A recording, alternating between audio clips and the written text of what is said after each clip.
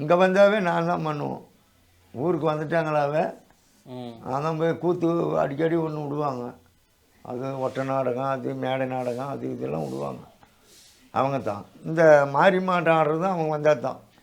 வேறுப்பங்கனாலும் காட்டு பகுதி போயிட்டு மாதக்கணக்கில் 10 நாள் 15 நாள் இருந்துட்டு வந்தானே ஏதோ ஒரு விசேஷம் பண்ணுவாங்க. அவங்களும் கொஞ்சம் நல்லா சில்லறை ஆகணும். சர்க்கரை வெல்லத்தை போட்டு சோத்தை ஆக்கி வர்றவங்களுக்கெல்லாம் கொடுப்பாங்க. அப்புறம் அன்னதானம் போட்டால் பருப்பு குழம்பு வச்சு ரசம் வச்சு அதுவும் போடுவாங்க.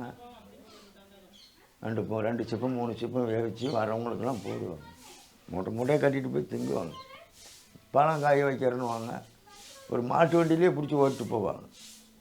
200 500 காயாட்டம் பழம் 2000 3000 பழமாட்டம் கடலை அது இது பொருள் பிஸ்கட்டு மைசூர் பாக்கு அது இது நினச்சத வாங்கி ஒரு லோடு ஏற்றிக்குவாங்க. போய் நைட்டெல்லாம் ஒரு 40 50 பேர் சேர்ந்துக்கிட்டு எல்லாம் பூஜை முடிஞ்சதும் திங்குவாங்க. அவன் எவ்வளோ வேணுமோ மூட்டையில் துணியில் மூட்டை கட்டி தூக்கிட்டு போயிடுவாங்க. அவளுக்கு தான் விசேஷம். அந்த இடத்துல கூத்து வைக்கணும் நாடகம் வைக்கணுங்கிற போது அப்போ அந்த இடத்த செட் பண்ணாங்களோ அந்த இடத்துக்கு நாம் போய் ஒரு லைட்டும் கட்டுறது, எங்கெங்கே லைட்டு போடணும் தரக்காலங்களுக்கெல்லாம் லைட்டு போடணும் அதை போட்டு கொடுக்குறது, இப்படி இந்த வேலையெல்லாம் பண்ணணும்.